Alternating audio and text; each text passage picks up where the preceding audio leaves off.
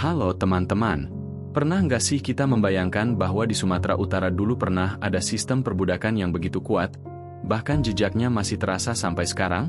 Nah, di video ini kita akan membahasnya secara singkat, jelas, dan mudah dipahami. Yuk, simak sampai habis. Perbudakan di Sumatera Utara pada abad ke-19, masyarakat Sumatera Utara mengenal dua istilah penting dalam perbudakan, yaitu hatoban dan taban-tabanan. Taban-tabanan adalah orang yang menjadi tawanan, misalnya karena perang, kalah judi, atau kalah perkara. Hatoban adalah status yang lebih berat. Jika tawanan tidak ditebus, maka ia berubah menjadi budak sepenuhnya dan kehilangan kebebasan hidupnya. Mereka bisa dipasung, disuruh bekerja sekehendak tuannya, dan dianggap sebagai milik orang lain. Peran Singa Mangaraja. Di tengah sistem yang tidak manusiawi ini, muncul sosok yang sangat dihormati, yaitu Singa Mangaraja I hingga Singa Mangaraja XII. Mereka dikenal karena sikap tegas dan berani menentang perbudakan, bahkan membebaskan orang-orang yang dipasung karena utang atau alasan lain. Inilah sebabnya Singa Mangaraja bukan hanya tokoh politik, tetapi juga simbol kemanusiaan dan keadilan di Sumatera Utara. Diskriminasi yang kuat.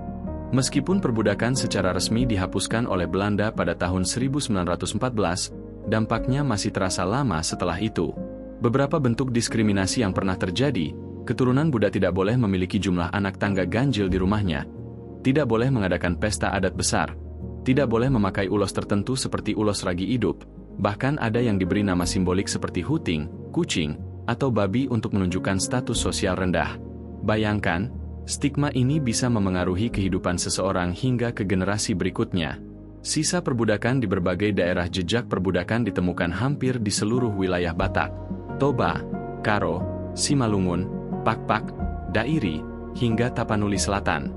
Di Tapanuli Selatan misalnya, keturunan budak biasanya tinggal berkelompok di bagian tertentu kampung. Boleh menggarap tanah, tapi tidak boleh memilikinya. Bahkan banyak dari mereka memilih meninggalkan kampung halaman, mengganti identitas, atau menyamarkan marga demi menghindari stigma sosial. Peran agama dan misionaris. Masuknya agama Kristen dan Islam membawa perubahan besar. Para zendeling Kristen pada abad ke-19 secara aktif menebus budak dan menentang sistem perbudakan, terinspirasi dari ajaran Alkitab tentang kemerdekaan manusia. Namun, menghapus sistem memang lebih mudah daripada menghapus stigma sosialnya. Jadi teman-teman, perbudakan di Sumatera Utara bukan sekadar cerita masa lalu.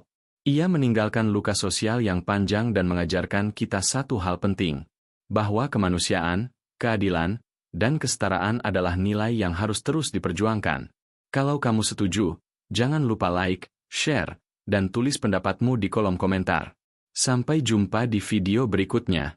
Orang mengangkat tangan tanda perayaan.